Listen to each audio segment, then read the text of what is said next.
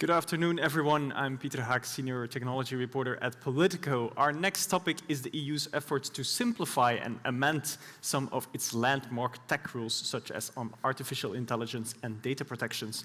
Legislators are currently in the middle of negotiations on that, so is there a better time to discuss whether they get it right or not? I don't think so. We will discuss that topic with Ella Jakubowska, who's Head of Policy at EDRI, European Digital Rights, with Benjamin Brake, the Director General at PlatformLobby.Europe, and with Anna Vasconcelos, the MEP for the Renew Group. Welcome all. Let's kick off. We have the flurry of omnibuses. Also in the digital space, we had the omnibus on AI, but also the digital omnibus focused on GDPR and data. I mean, everything is on the table. The Commission has presented it. So I want to kick us off, I want to hear from maybe all of you, since the package is on the table, is it right? Is the balance right between regulating and between protecting digital rights and ensuring that Europe is competitive in the digital space? Let's maybe start with the industry, because you've been asking for simplification. Is the balance right? Thank you very much, Peter. Thank you very much for the invitation. Is the balance right? Yeah, that is a very tricky question, because for us, for industry, it is not so important. It is important, of course, what is on the table and what is discussed in terms of content of the omnibus. But for us, it is very much more important that the enforcement is actually gaining speed, that we have an alignment in the enforcement and the implementation. And this, how to say, structural debate, we are not having in neither omnibus. So in the AI omnibus, we're not talking about structural reforms of enforcement, and nor do we in the data omnibus. And I think this is the blind spot of the debate. Enforcement you mean then in the capitals, in the member states? Exactly. Enforcement in the member states, because I tend to say we can have a well-drafted AI law. We can adjust the GDPR in a way that it is like really smooth. But if we leave it up to 27 member states with additional enforcement agencies and additional courts to interpret the EU law, we will never actually achieve what we are aiming for, and that is raising our competitiveness. Yeah. Let's maybe pass on that ball to the European Parliament, because you have some authority, of course, to tweak that enforcement structure or to question and grill the Commission on that enforcement structure. What do you think of those statements? And of course, what are you making of the overall balance of the package on the table? Well, first of all, thank you. I think I want to congratulate you to bring this discussion to your conference, because it's really one of the topical discussions that we have right now, because it's really a matter, it's an emergency for Europe to have a competitive technological sector. And we tend to think of this discussion as a choice between protecting data, protecting our rights, and innovation. And these things really need to be compatible at the end of the day. There shouldn't have to be a choice between these two things. I think on the one side, we've had legislation in principle on the right side and trying to protect our data, but in practice it doesn't really do that. GDPR, consent fatigue, cookie banners, in practice don't end up protecting us, because 90% of people just click through cookie banners. So we know it's not really working, and it is thwarting innovation. And on the other side, I think the full litmus test is whether we're really signaling to our industry, to our technological sector and beyond, that they really have a chance of growing in Europe. Right now you have talent in the US that would like to come to Europe, but they don't really see the conditions. So I think that we're going in the right direction, but there's still a lot more to do. Yeah. I want to bring in the civil society perspective, because I hear the MEP saying like, okay, it's not a choice, it's not one or the other, but I can imagine that you sometimes currently have the feeling like, okay, there is such a Sturm und Drang towards innovation that maybe digital rights are, on the chopping block. As a digital human rights NGO, we've been deeply critical of the Commission's digital omnibus proposals, actually. I don't think that innovation and protecting people should be mutually exclusive. Actually, the aim and the unique selling point of the EU should be to have the right kind of innovation that respects our values, not recreating the dominant tech giants, but actually having our own players who work in the public interest with open source technology without locking people in and doing all the harmful things that we've been seeing a lot of the big tech players doing for a very long time.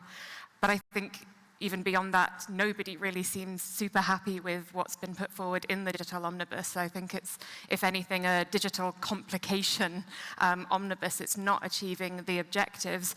And I think actually the economic model that's underpinning the digital simplification drive is really quite superficial. It's very easy to say, well, cutting this transparency rule in the EU's AI Act will save €100 per company.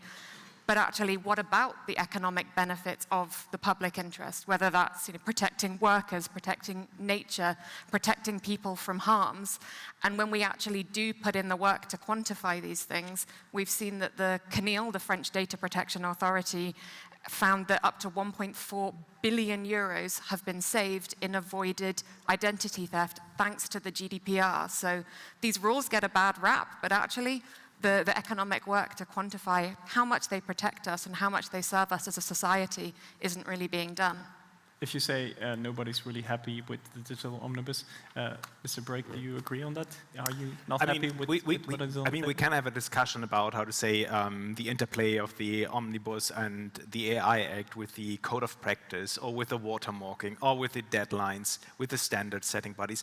But actually, I'm a bit puzzled about the discussion, because the thing is that if we would agree, and I don't, you would probably not be surprised, but if we would agree to move into your direction, if we would follow you, the problem is you will also not get that out, what you wish for, from the AI Omnibus or from the AI Act, if we leave the interpretation and the implementation up to 27 member states. And this is, by the way, not the Commission or EU bodies to blame. It is simply that the member states are not set up to implement it correctly. I give you an example. In Germany, there's a discussion currently going on, what should be the enforcement agency? The AI Act is in its core a market surveillance, a market access tool. So we have industry-specific market surveillance agencies. So when you think from an industry perspective, of course, you would like to perhaps keep your enforcement agency, but there are plenty of them. There's another argument saying, no, let's just wrap it up at the Federal Network Agency. But they, for example, they need to ramp up their AI capacity, which is a scarce source on the labor market. So there's a lot to think about, but from the member states' perspective and from the enforcement, so from our point of view, we should have that discussion first, and if we have built the arena in which, how to say, it is all enforced in the same way, under the same standards, then we can have a discussion about the content. I mean, if I may, Definitely. that's a point that we heavily agree on, actually.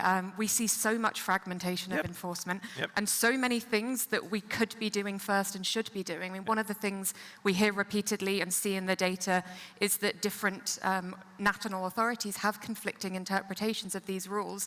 What about something like a duty of cooperation or some other mechanism? What about more guidelines, more templates? We have a lot of statements on the things that could be better, and I think investing in those before we start reopening the substance of these laws, which for EDRI is deeply problematic. We see the digital omnibus as reopening some of the core foundational protections in the digital age. I think we're not there yet. Do I hear civil society and industry both calling for something like a single digital regulator? That's maybe something for the Parliament to pick up and to just swiftly implement by the end of the mandate. What do you think about that, a single digital regulator? I think that goes in the right direction, because really deepening the single market seems to me like the silver bullet that everyone is waiting for. The more I hear the discussion on overregulation, and there is no doubt a part of it that is overregulation, but I hear in the middle of it really is a complaint on fragmentation of our market. The prioritizing, harmonizing our market is really the core solution that I think industry is calling for to unlock the situation. But also on the regulatory side, deepening also the regulatory cooperation and collaboration? Yes, it's a difficult topic, but it is a good option to put on the table for us to see how it can work, obviously with taking into consideration the issues that member states might raise.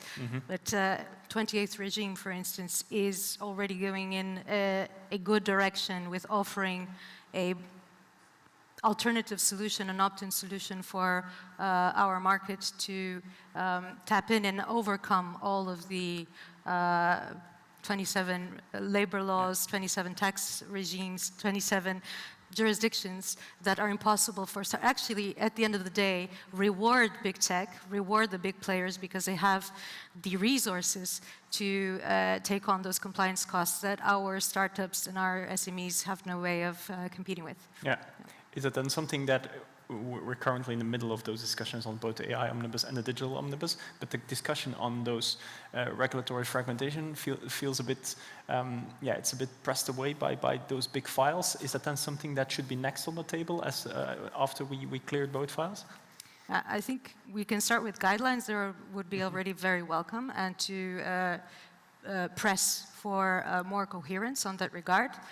When it comes to a single regulator, I think, that is something that still needs to be discussed in the details. I'm not comfortable yet saying that we should.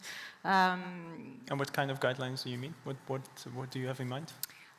Uniform guidelines for regulators across countries to basically be more coherent. I see someone raising a hand there. Yes. Uniform guidelines for regulators. Yeah, I'm fine with that, but I tell you in practice how this works, because I worked for the German government. In practice, this works. For example, take any piece of legislation on the EU level. You need to name an enforcement agency.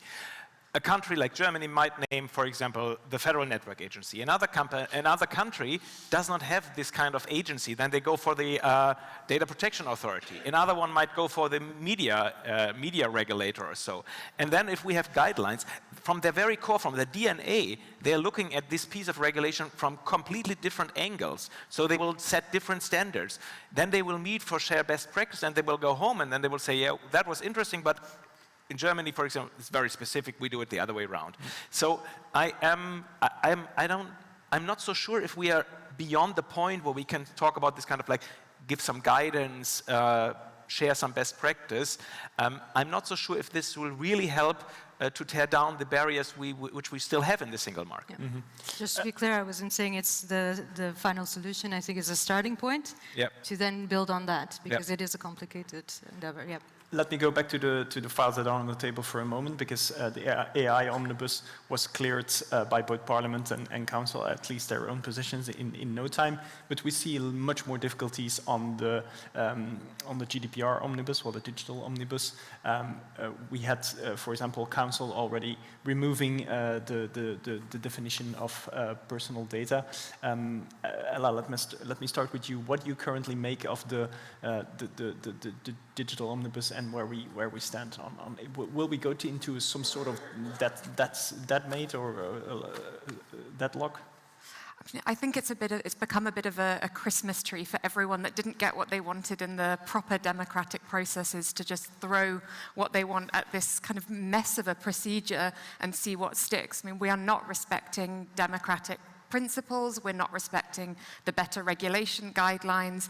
This is not a basis for good lawmaking at all, and I think that's reflected in the substance of these proposals, where we see, for example, the data omnibus suggesting to make the definition of personal data subjective based on who's processing it. If we're talking about legal certainty and clarity, if anything, that's taking us much further away from this goal. So I think it's really hard to know where this is going to end up, but I'm absolutely not confident that it's going to end up anywhere that helps with what we should be focusing on, which is people's access to rights and justice. And building on what we've already heard, I think there are other pieces of the puzzle that don't get attention, but what about the massive role of researchers, civil society, journalists, and other watchdogs who actually provide a huge public interest service by doing a lot of the research into violations of these laws, supporting the different authorities in how to implement them and how to enforce them.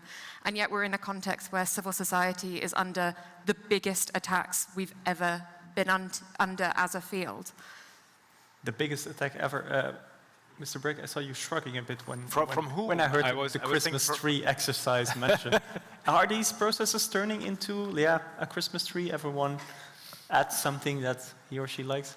I fear a bit more that the DFA will be turned into a Christmas tree, to be quite honest. With the omnibuses, I think the Commission, the co-legislators, should also use the opportunity to think about structural changes. Take the DNA or the DSA, where the Commission for the first time ever invented a mechanism that some criteria, if they are applied, then the companies are enforced right out of Brussels. Why don't you take the opportunity as for the data omnibus to consider something similar? Don't take the definitions of the DSA or the DMA, but there are smart people. They can think about criticality, they can think about size, they can think about industries. We should have these structural debates rather than talking about the content so much. I'm happy to discuss the content as well, but I think as a first step we need to get the structure of enforcement right, and the omnibuses could also be an opportunity to talk about that, and from what I've seen so far, that has not been used. Mm-hmm. You have been involved in the process on both files. For example, on the AI omnibus, we've seen that in the wake of the saga around Grok and Grok producing images of people, real people in bikinis and nude, we've seen that the Parliament and both the Council have added this ban on notification apps into the omnibus. Isn't there a risk then that the omnibus turns not into a simplification exercise, but just indeed adding new prohibitions and new bans? That doesn't sound like simplification, right? Yes, especially when you already have regulation covering those several aspects that are now trying to be lawmakers are now trying to introduce in the omnibus process. Those notifiers are already illegal based on our regulation.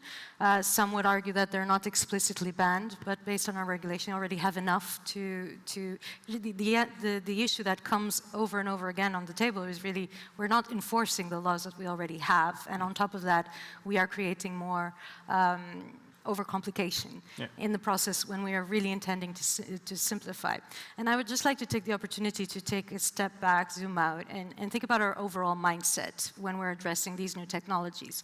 If we look back, the AI Act took at least a decade in its process of formation. By the time it's being implemented, it's already outdated in several regards because the technology is moving a lot faster than regulators can. And that should be a learning lesson for us in how to create regulation that is really protecting what is minimally necessary to protect and open up our continent for true innovation, because at the end of the day, if we don't have the leverage, if we don't have the power, if we don't have our competitors with the tech coming from other parts of the globe, then we really don't have enforcement power with our perfect rules. So at the end of the day, having an innovation market with competitors that abide with our ethical standards is really the key to protecting and keeping our data safe. But are you then also saying that these procedures to simplify have turned into a quick fix, and that everyone is trying to do all kinds of stuff through those omnibuses, and that it's actually creating more burden than a simplification? Or? Yes, and it's always a kind of cosmetic or superficial treatment of the symptoms and not really addressing the core philosophy that should be orienting lawmakers. And I think it also goes to a general mindset of risk aversion that Europe has been developing. I mean, it really concerns me. I do think that, of course, I mean, this is probably the most powerful technology that mankind has ever seen. And so it is important to think of the worst risks, to listen to the doomers.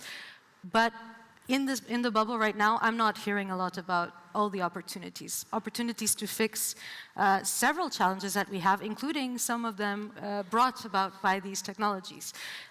So we really need to make sure that our willingness to avoid the worst outcomes doesn't prevent us from thinking about the best outcomes, and especially creating barriers for those who have that innovation mindset to want to do that here, because otherwise they will be doing it elsewhere, and then again we have the leverage problem that we're already facing right now. Mm-hmm. I've often heard the argument for simplification is our companies need certainty. For example, there was a whole stop the clock discussion in the AI Act. It was often said like, okay, we need to change that because companies need certainty. But are you really giving companies certainties when you're rewriting your laws every single year? No. So is it a good procedure then? We all agree. To do that? No, of course not. But that is the reason why the DSA, for example, is such a fine piece of legislation, right? Because it provides a level of certainty, but flexibility at the same time. That is at the same time also a blessing in disguise, because we can have a debate in the DSA about right safeguards for online platforms that they need to apply. Now, these right safeguards might be right yesterday, but not the right ones like tomorrow. So the DSA is an invitation to have this conversation in a fixed framework.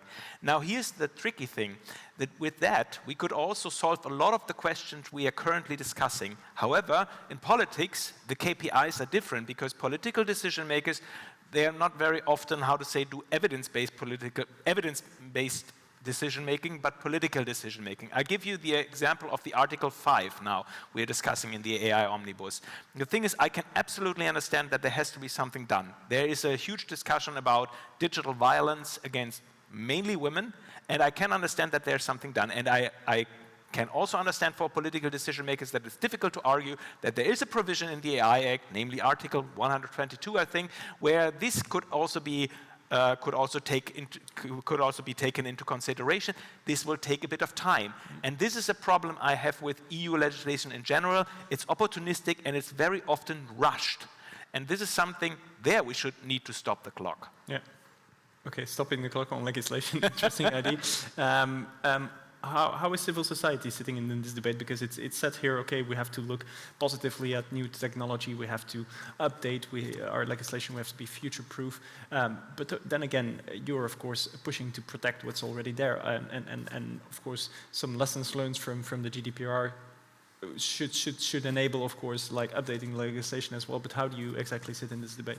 Well, I think the existing digital rulebook gives us a lot of inspiration already and examples of great and very simple lawmaking. If we do take the GDPR, it has two principles, data minimization and purpose limitation.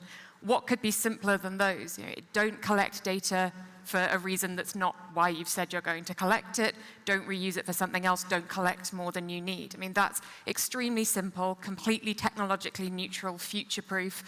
The GDPR got those things really, really right, and I think we maybe haven't seen that kind of approach as much in something like the AI Act, which is a shame. But where I perhaps diverge from my fellow panelists is we also think bans can be a really good tool for simplifying. What's simpler than saying this practice is prohibited in the EU? And that's a very heavy lever. That shouldn't be used for everything. That should really be reserved for the places where we democratically agree that there should be red lines in our society. The uses of technology that are so harmful they cannot be made compliant with our rights, our safety, protecting the environment. But if we add in exception after exception after exception to bans, which I think is one of the discussions happening around the omnibus proposal, or putting more and more caveats around where GDPR protections apply, for me, there's nothing simple about that. And the GDPR did it really well, and it is still very relevant. And for us as civil society watchdogs, we rely on it every single day to protect people's data, to protect them from being manipulated online, to keep children safe online. It's a vital law, and it's a bit of a scapegoat, I think, to point to the tech framework as if it's created these problems. I want to take a bit of a look at the next step, because of course we have the two omnibuses now on the table, but in the meantime there also has been a consultation on the digital fitness check, which is the wider Commission consultation to see like how does this all stack up and how does this all add up. The question, of course, like we've seen huge pressure from the US on the EU tech rules, and then my question is it a good idea to actually review and try to simplify your tech rules when there is so much pressure on your tech rules? Is that a good idea? Because it kind of opens up your further criticism on the EU tech rules, right? What is your take on that? I'm not sure if I fully got the question. So is it a problem for... yeah, opening up or saying like our rules are up for review, yeah, invites the US to put further pressure on things like the DSA and the DMA.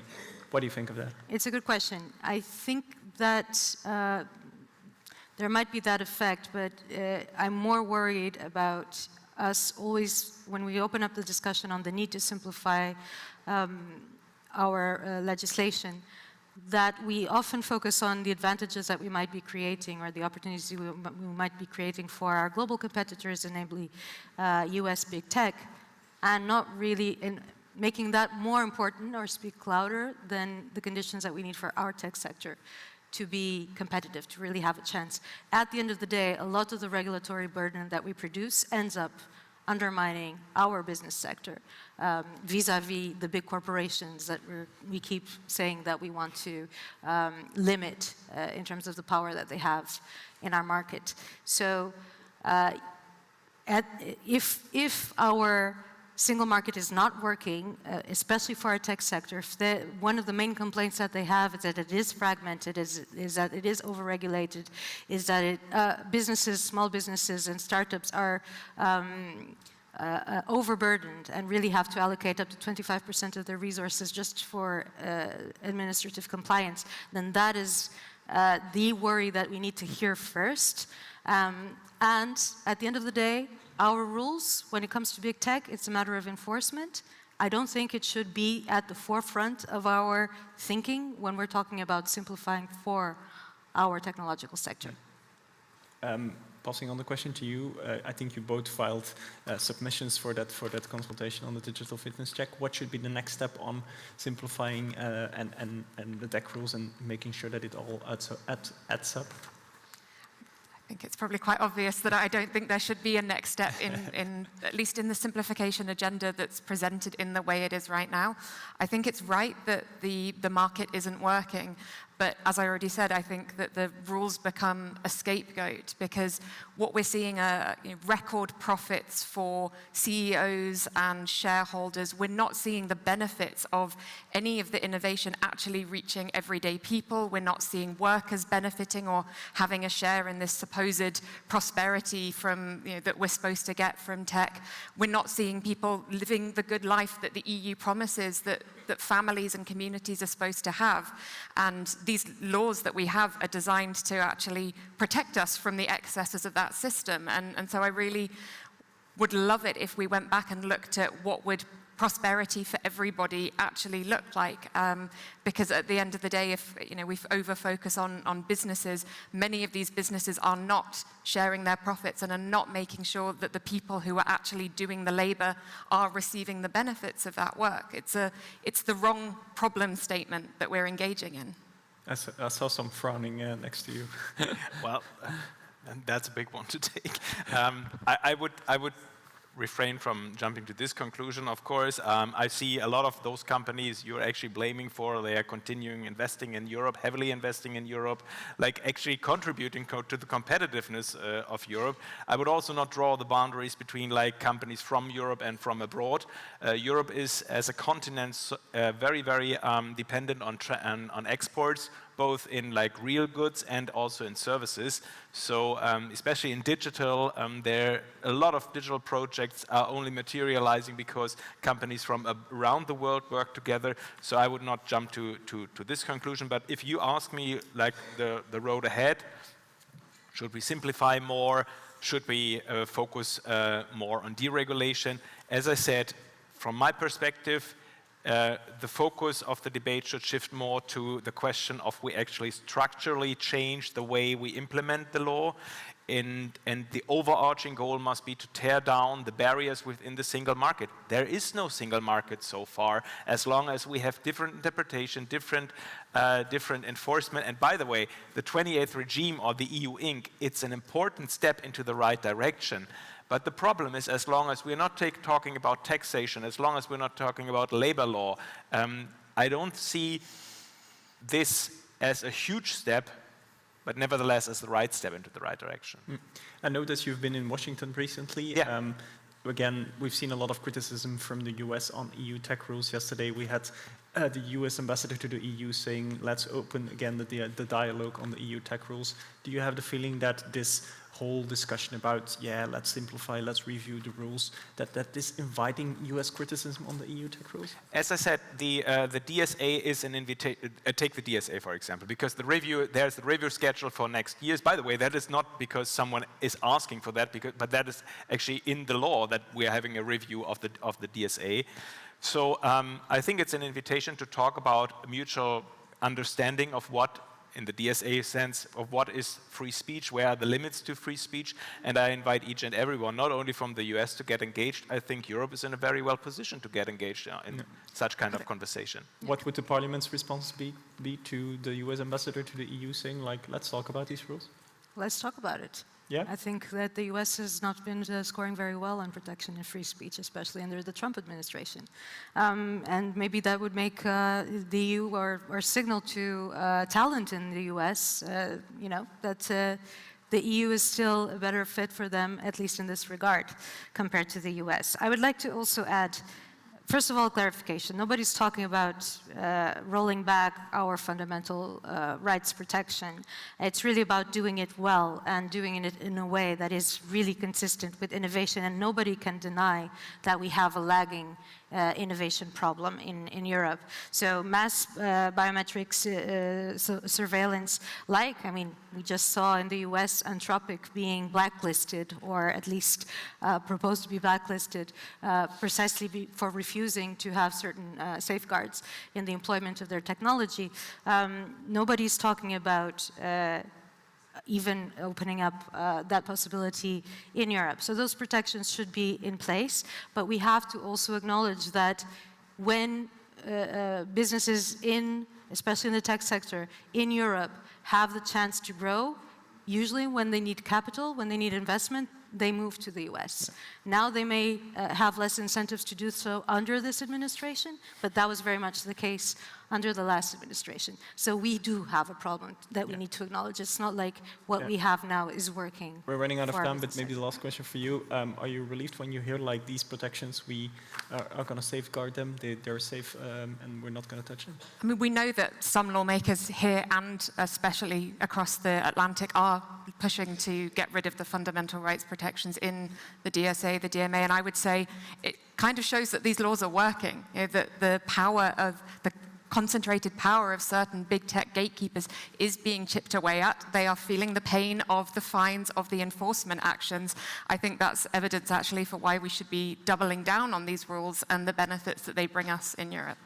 Okay, thanks. We're running out of time, but this was a great panel, and I think we can agree that there is one step closer to a single digital regulator, maybe? I definitely did not say that, for the record. I said duty of cooperation, to be clear. Thanks to the panelists, and after a brief stage change, we will have our last panel of the summit. My colleague Jardine Dahl, Politico senior mobility reporter, will moderate the session, exploring whether European car makers can still win the global race. Thanks all. Thank you.